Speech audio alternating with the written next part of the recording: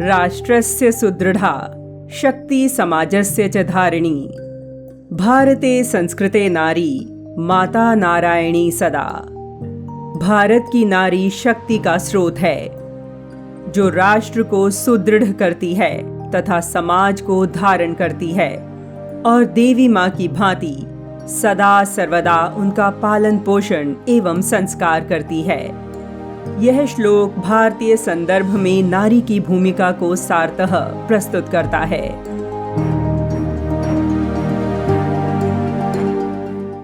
स्वामी दयानंद सरस्वती ने कहा था, भारतवर्ष का धर्म उसके पुत्रों नहीं, उसकी पुत्रियों के प्रताप से स्थिर है। भारतीय स्त्रियों ने अपना धर्म छोड़ा होता तो यह कभी का नष्ट हो गया होता।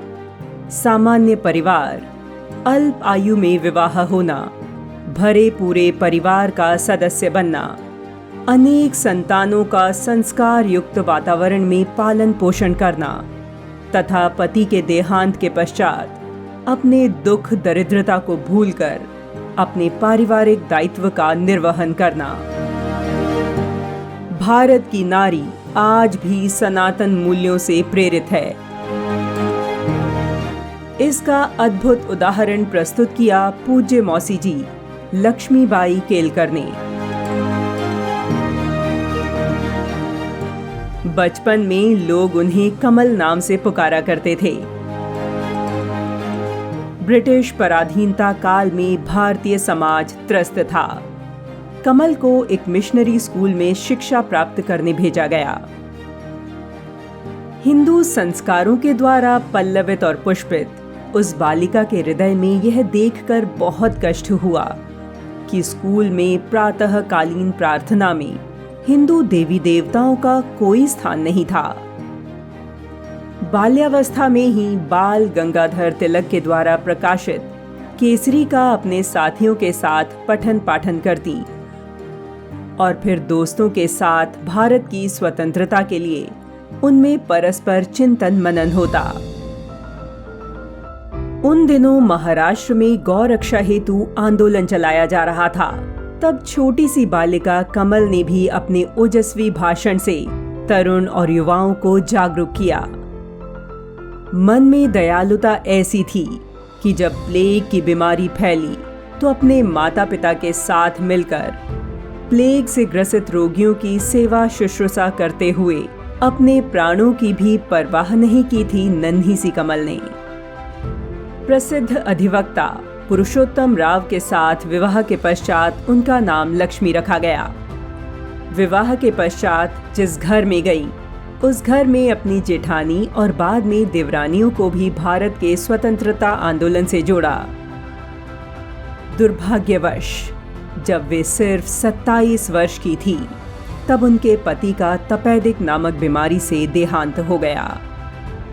उन्होंने विकट परिस्थितियों में भी स्वयं को कमजोर नहीं पड़ने दिया तथा माता सीता, माता जीजाबाई और वीरांगना लक्ष्मीबाई से प्रेरणा लेते हुए भारत की स्त्रियों को सुसंगठित करते हुए उन्होंने भारत के गौरव और स्त्री की अस्मिता का परिचय कराने का दृढ़ निश्चय किया। लड़कियां सुशिक्षित रहें, इसके लिए वर्धा में पहली कन्या पाठशाला की स्थापना भी उन्हीं के द्वारा सर्वप्रथम की गई।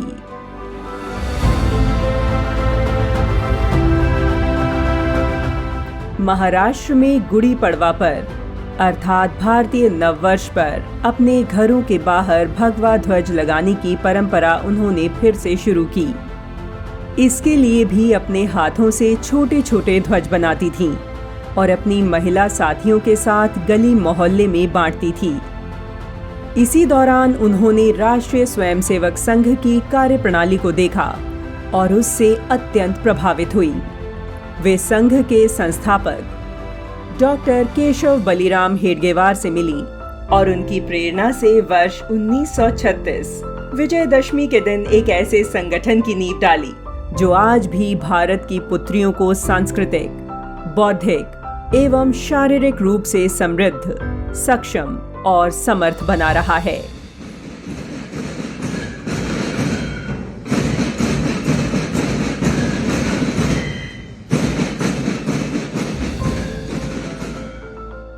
संगठन का नाम है राष्ट्रीय सेविका समिति।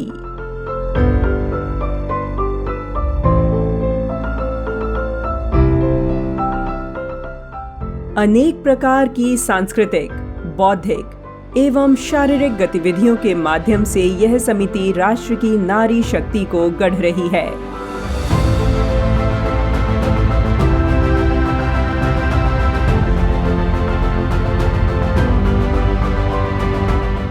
मौसी जी का व्यक्तित्व ऐसा था कि स्वातंत्र्य वीर सावरकर भी उनकी प्रशंसा करते थे।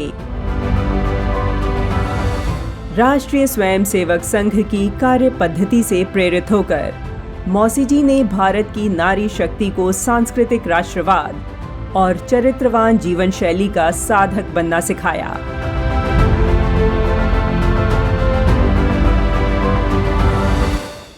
भारत की नारी शक्ति की तेजस्विता को प्रदर्शित करने वाली पूज्य लक्ष्मीबाई केलकर मौसी जी को राष्ट्र उनकी जयंती पर भावभीनी श्रद्धांजलि अर्पित करता है।